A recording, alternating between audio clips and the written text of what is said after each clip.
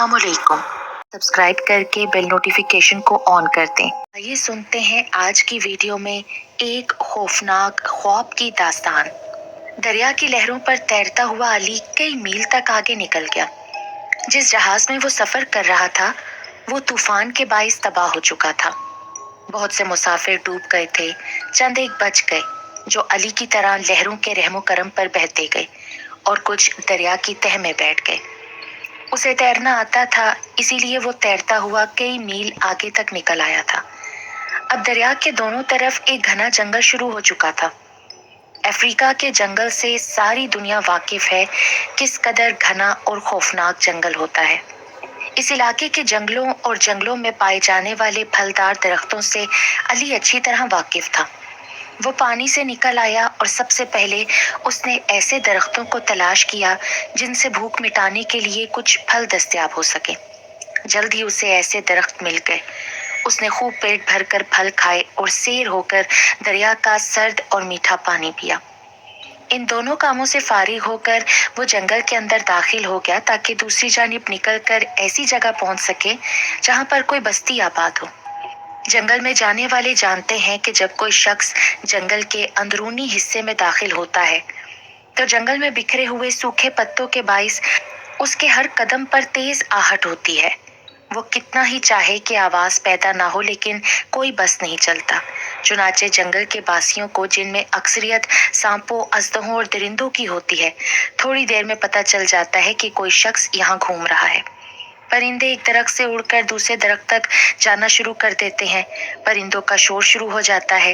हर 10 कदम के बाद लोमड़ी की तेज आवाज इस तरह गूंजती है गोया वो दूसरे चरिंदों और परिंदों को दुश्मन की आमद से आगाह कर रही है।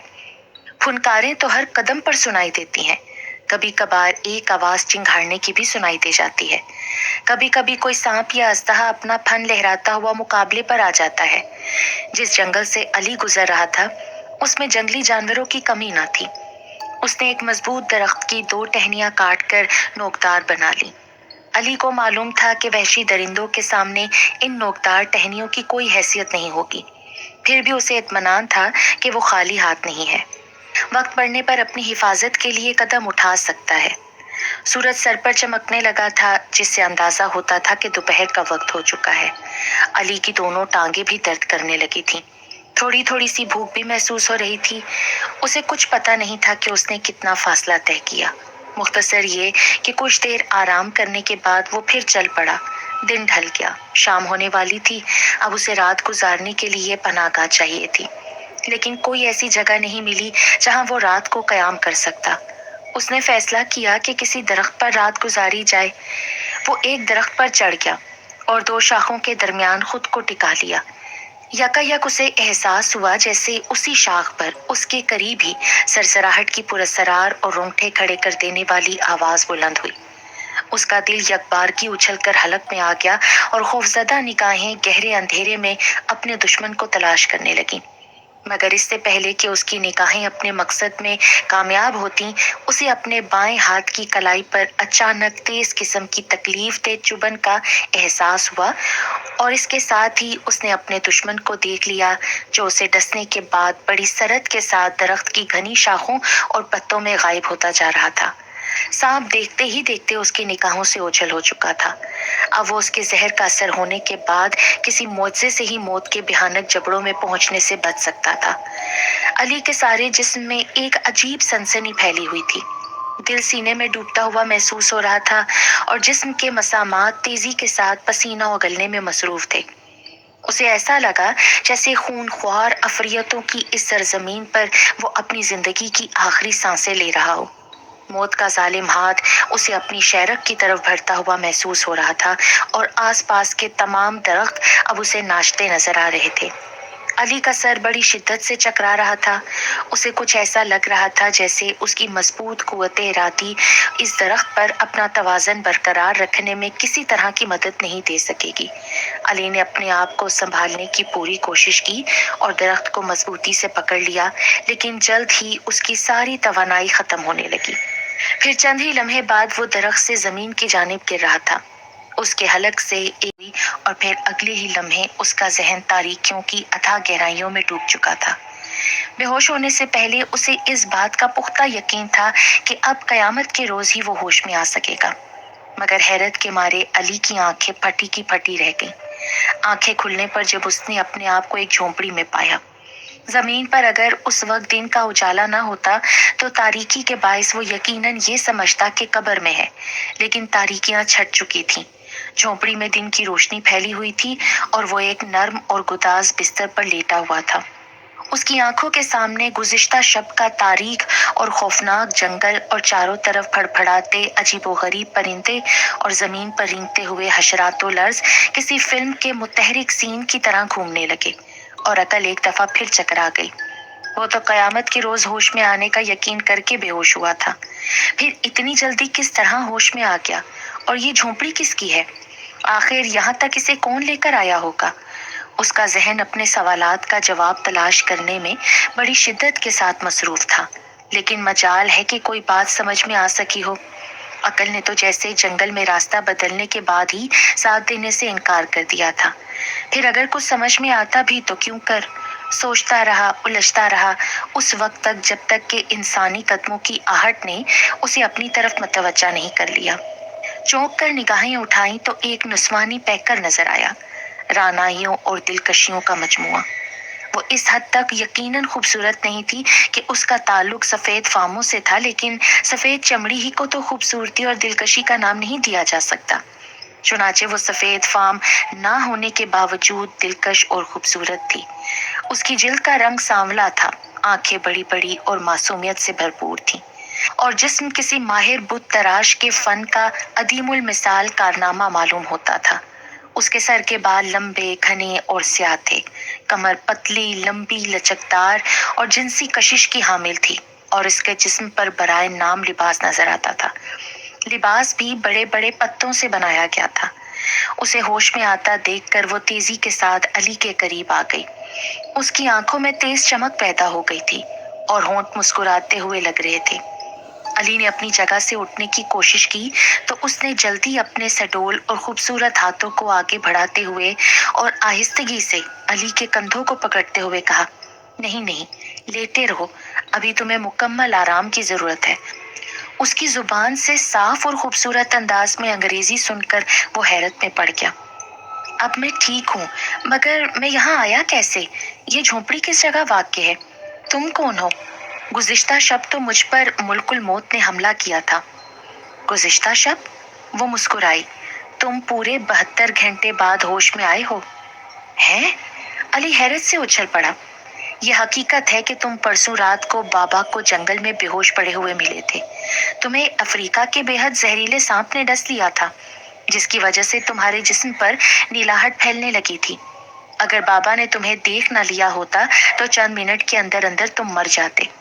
ओह मेरे खुदाया, किस कदर होलनाक हकीकत थी। अली झुरझुरी लेकर रह गया। जब आदमी की जिंदगी बाकी हो तो दुनिया की कोई ताकत उस पर मुसल्लत नहीं हो सकती, लेकिन अगर वो सांप इंतहाई खतरनाक और जहरीला था तो क्या तुम्हारे बाबा सांप के काटने का इलाज कर सकते हैं? और क्या तुम्हारा घर उसी जगह से करीब है? नहीं, वो जगह यहाँ से कम से कम 1 मील दूर जरूर होगी।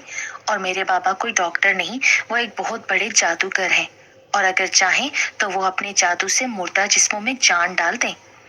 वाह, जादूगर? तुम्हारा मतलब है कि उन्होंने मुझे जादू के जोर से ठीक किया है? अब उसकी हैरत का कोई ठिकाना नहीं था।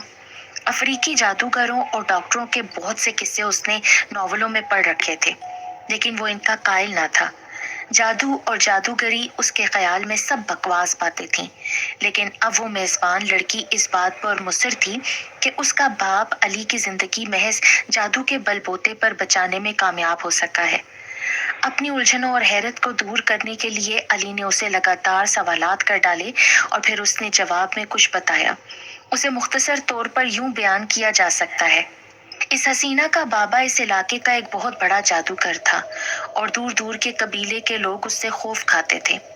अपने दुश्मनों को सिसका सिसका कर मार दिया करता था और उसके दोस्त हमेशा ऐशो इशरत की जिंदगी गुजारते देखे गए थे। उसे अपनी जादू की कुव्वतों का इस कदर भरोसा था कि नामुमकिन को मुमकिन बना देना उसके ख्याल में एक मामूली सी बात थी। अंधेरी रातों में वो अक्सर रात रात भर घर से गायब रहता। اس رات بھی وہ حسب معمول جنگل میں جا رہا تھا کہ میں اسے موت کے منہ میں جاتا نظر آیا۔ اس کی خوبصورت بیٹی سلویشا کی پرورش بھی اس نے بڑے پیار سے کی تھی۔ تھوڑی دیر بعد مارٹر اندر آیا۔ سیاہ رنگت، پتلا سر، مضبوط جسم، بھیڈنگا اور غیر معمولی حد سے بڑا پیٹ، گول مٹول چہرہ، سر پر چھوٹے چھوٹے گھنگریالے بال، آنکھیں گول اور روشن تھیں جن میں ایک شیطانی چمک تھی۔ بظاہر وہ ہر اعتبار سے ایک انسان نظر آ رہا تھا، لیکن اس کے باوجود اس کے چہرے پر ایک بات ضرور تھی جو اسے انسان سے زیادہ کوئی شیطانی مخلوق ظاہر کرتی تھی۔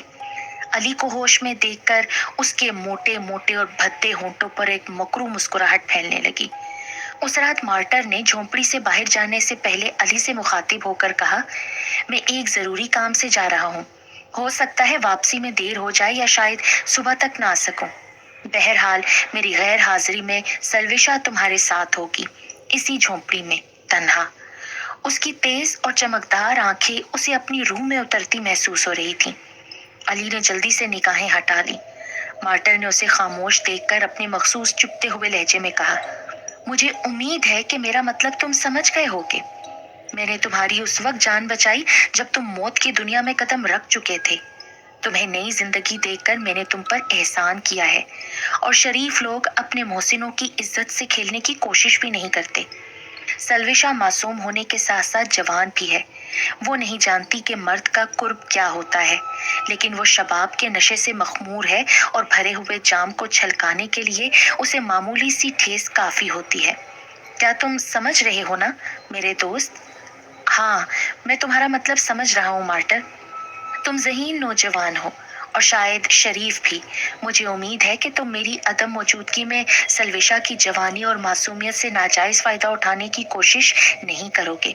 ویسے عقل مندی کا تقاضا تو یہی تھا کہ رات ہونے سے پہلے میں تمہیں روانہ کر دیتا، لیکن تمہیں ابھی مزید آرام کی ضرورت ہے۔ اس احسان کے لیے میں آپ کا شکر گزار ہوں۔ یقین کریں، میں ایک شریف آدمی ہوں اور حالات سے فائدہ اٹھانے کی کوشش میں نے کبھی نہیں کی۔ تاہم اگر آپ کو اعتماد نہیں تو میں اس وقت یہاں سے جانے کو تیار ہوں۔ اس کی کوئی ضرورت نہیں، بس میرا احسان یاد رکھنا، اور یہ کہ تم نے میری عزت سے کھیلنے کی کوشش کی نا، تو دنیا کی کوئی طاقت تمہیں میرے ہولناک اور بھیانک انتقام سے نہ بچا سکے گی۔ مارٹر نے اسے گھورتے ہوئے کہا اور پھر اس کے جواب کا انتظار کیے بغیر جھونپڑی سے نکل گیا۔ اس کی دھمکی آمیز گفتگو نے علی کو کافی پریشان اور کسی حد تک خوفزدہ بھی کر دیا تھا۔ چنانچہ اس نے آنکھیں بند کر لی اور کروٹ لے کر سونے کی کوشش کرنے لگا۔ سلویشا اس وقت کسی کام سے جھونپڑی میں موجود تھی۔ کافی دیر گزر گئی، علی سونے میں کامیاب نہ ہو سکا۔ اس کے گھاس پھوس کے بستر سے سلویشا زیادہ فاصلے پر نہ تھی۔ اچانک رات کے ہولناک سناٹے میں اس کی مترنم آواز علی کے کانوں سے ٹکرائی۔ کیا سو گئے ہو مسٹر علی؟ علی خاموش رہا۔ اس نے آنکھیں بھی نہیں کھولی۔ اسے ڈر تھا کہ رات کی تنہائی میں سلویشا کا جوان اور حسین جسم کہیں اس کے ارادے کو کمزور نہ کر دے۔ کیا سو گئے ہو علی؟ اس نے پھر آواز لگائی۔ ابھی تو ایک پہر رات بھی نہیں گزری۔ علی خاموش پڑا رہا۔ یکا یک سلویشا نے اسے جھنجھوڑا۔ اٹھو، میں تمہیں اتنی جلدی نہیں سونے دوں گی۔ علی نے ڈرتے ڈرتے آنکھیں کھول کر اس کی طرف دیکھا۔ تم اتنی جلدی نہیں سو سکتے۔ آج میں نے پورے 15 برس کے بعد کسی مہذب انسان کی شکل دیکھی ہے۔ میں تمہیں رات بھر سونے نہیں دوں گی۔ مجھے اپنی دنیا کے بارے میں بتاؤ، میں تمہیں صبح بتاؤں گا۔ اس وقت مجھے بڑی زور کی نیند آ رہی ہے، تم بھی اپنی جھوپڑی میں جا کر سو جاؤ نا۔ ابھی نہیں، سونے سے پہلے میں تم سے بہت ساری باتیں کرنا چاہتی ہوں۔ مجھے تم اپنی دنیا کے بارے میں بتاؤ نا۔ میرے ذہن میں تو اب اس کا تصور بھی موجود نہیں رہا۔ 15 سال کا عرصہ بڑا طویل ہوتا ہے، میں جانتا ہوں، مگر تم اب سو جاؤ، باقی باتیں صبح ہوں گی۔ یہ نہیں ہو سکتا۔ میں اسی وقت سب کچھ جاننا چاہتی ہوں۔ مجھے بالکل نیند نہیں آ رہی۔ ہاں، آج میں تھک ضرور گئی ہوں۔ ایک طرف سر کو، میں تمہارے پاس بیٹھوں گی۔ کیا مطلب؟ علی نے سر گھما کر دیکھا تو دماغ جھنجھنا اٹھا۔ سلویشا اپنے پتوں کے مختصر لباس سے بھی آزاد تھی۔ میں بیٹھوں گی، سنتے نہیں؟ مجھے اپنے برابر بیٹھنے دو۔ نہیں، تم اپنے بستر پر جا کر کیوں نہیں بیٹھتی؟ اس لیے کہ میں تم سے باتیں کرنا چاہتی ہوں، اور دور سے باتیں کرنے میں مزہ نہیں آتا۔ لیکن یہ غلط ہے، تمہیں میرے بستر پر نہیں بیٹھنا چاہیے۔ پر کیوں؟ اس لیے کہ میں ایک مرد ہوں، जवान लड़कियां मर्दों के बिस्तरों पर नहीं बैठा करती। क्यों नहीं बैठा करती? मैं तो अक्सर अपने बाबा के पास बैठ जाती हूँ। तुम्हारे बाप की बात और है, तुम उनकी बेटी हो। तो क्या हुआ? सलविशा ने अपने भोलपन से सवाल किया। उसकी मासूमियत को देखकर अली के होंठों पर मुस्कुराहट फैल गई। ये बात नहीं। आखिर तुम समझने की कोशिश क्यों नहीं करती? क्या समझने की कोशिश नहीं करती? तुमने अभी तक कोई एक भी ढंग की बात नहीं की है। अहमकाना बातें मत करो। अगर बाबा ने तुम्हें मेरे पास बैठा देख लिया तो वो हम दोनों को खत्म कर देंगे। क्यों खत्म कर देगा बाबा? क्या मैं उसके पास नहीं बैठती? मुझ में और उसमें बहुत फर्क है। कोई फर्क नहीं। जिस तरह वो मर्द है उस तरह तुम भी मर्द हो। और सच पूछो तो तुम मुझे बाबा के मुकाबले में कहीं ज्यादा अच्छे लगते हो। उसने मेरी परवरिश जरूर की है, लेकिन मुझे उसकी हरकतें और सूरत बिल्कुल भी पसंद नहीं। कभी कभी तो ऐसा लगता है वो इंसान के बजाय कोई शैतानी रूह है। खास तौर पर उसकी आंखें। मुझे उनकी आंखों से खौफ आता है। इससे पहले कि अली उसे कुछ और समझाने की कोशिश करता, उसने अली को एक तरफ धकेल दिया और बड़े इत्मीनान से उसके बराबर बैठ गई। उसकी कुर्बत ने अली पर एक अजीब सी सरूर अंगेज कैफियत तारी कर दी। उसे अपने जिस्म में चूंटियां रेंगती हुई महसूस हो रही थी, लेकिन सलविशा की बातें अभी भी उसके जहन से नहीं निकली थी। अरे अरे, ये क्या हरकत है? तुम उठकर क्यों बैठ गए? क्या बाबा ने तुम्हें नहीं बताया कि अभी तुम्हें मुकम्मल आराम की जरूरत है? लेकिन मैं तुम्हारे बराबर नहीं लेट सकता। पर क्यों? क्या तुम्हें मुझसे खौफ आता है? ये बात नहीं। अब मैं तुम्हें किस तरह बताऊं कि इंसान हूँ, फरिश्ता नहीं। और इंसान को शैतान बनने में ज्यादा देर नहीं लगती। पता नहीं तुम कैसी बातें कर रहे हो। मैं तो अभी तक एक लफ्ज भी नहीं समझ सकी। आओ मेरे पास लेट जाओ। मैं तुमसे कुछ मालूम करना चाहती हूँ। क्या तुम मुझे अपने साथ वहां ले जा सकते हो? मैं सोचूंगा, मगर खुदा के लिए तुम मुझे परेशान मत करो सलविशा। मैं अब तुमसे एक लफ्ज भी नहीं कहूंगी, बशर्ते कि तुम मुझसे झगड़ने की बजाय खामोशी से लेट जाओ और अपनी मुहज्जिब दुनिया के बारे में दिलचस्प बातें बता सको। और फिर उसने जबरदस्ती अली को अपने बराबर लिटा लिया। रात का वक्त, तन्हाई और एक जवान लड़की की कुर्बत, दिलो दिमाग पर बड़ी तेजी के साथ एक नशा सा छाता जा रहा था। अली ने खुद को उस सरूर अंगेज नशे से आजाद कराने की भरपूर कोशिश की, लेकिन अपने मकसद में कामयाब न हो सका। उसके जज्बात भड़क उठे और उस पर दीवान की मुसल्लत हो गई। उसने सलविशा की तरफ देखा और वो मुस्कुरा उठी। अली का हौसला बढ़ा और उसने पूरी ताकत से उसे अपने करीब कर लिया। और फिर वो दोनों हविस के नशे में डूबते चले गए। अचानक झोपड़ी के बाहर किसी के कदमों की आहट सुनाई दी। खुद को सलविशा से अलहदा करने ना पाया था कि मार्टर अपनी मुकरू शक्ल के साथ झोपड़ी में दाखिल हुआ। अली और सलविशा को उस हालत में देखकर वो दरवाजे में ही किसी संगी मुजस्मे की तरह खड़ा हो गया।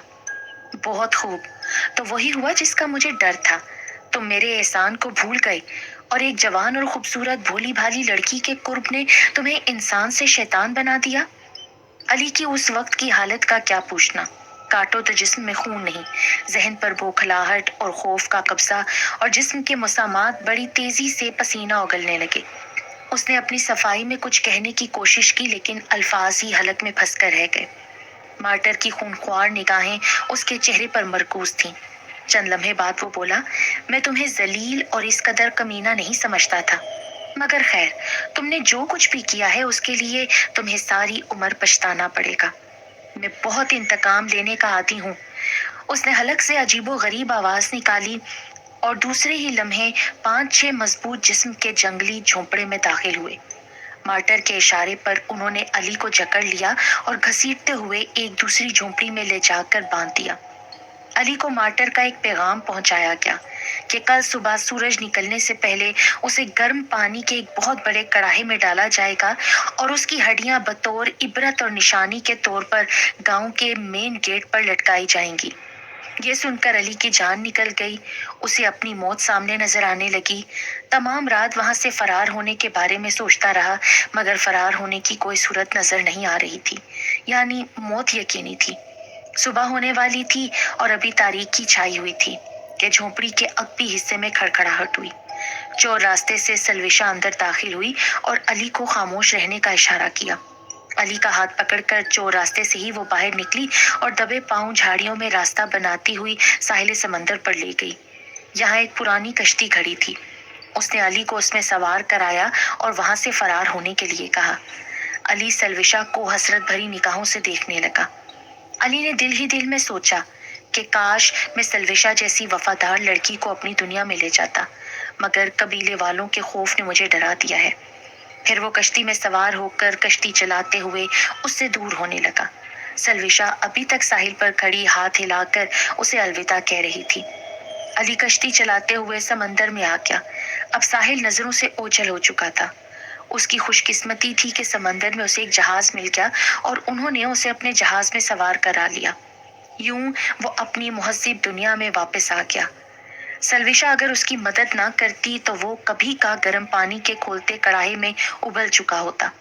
اچانک فجر کی اذان کی آواز اور گھڑی کے الارم کی گھنٹی کانوں میں پڑی تو علی فوراً اٹھ کر بیٹھ گیا۔ اس کا جسم پسینے سے شرابور تھا۔ کمرے کی بتی جلائی اور ایک سکون دہ سانس لیا۔